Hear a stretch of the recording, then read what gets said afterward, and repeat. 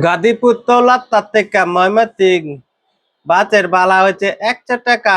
এখানে 400 টাকা নিতেছে। ফেব্রুয়ারি মাসের আজকে 10 তারিখ, 12 তারিখে নির্বাচন, ভোট দিবার যাইতে পারমু না, ভাড়া 400 টাকা নিতেছে। 100 টাকার ভাড়া যদি 200 টাকা নিত তাইলে ভোট দিবার দাইতাম। এখন ভোট দিবার দাবার পাইতাম না, 400 টাকা ভাড়া দিয়া। ডক্টর ইউনূস দাদা, আমনে ভোট দিয়া দিয়েন। আমনের আমনের বাংলাদেশের সোনার বাংলার সোনার পুলিশ আছে, তারা বলে মাই যে ফাড়ে আলতে পারে, সবকিছু করতে পারে। গালিল বালা কমাইতে পারলেন না, গালিল বালা কমলে বলে ভোট দিবার দামু, নাহলে ভোট দিবার দাইতাম না।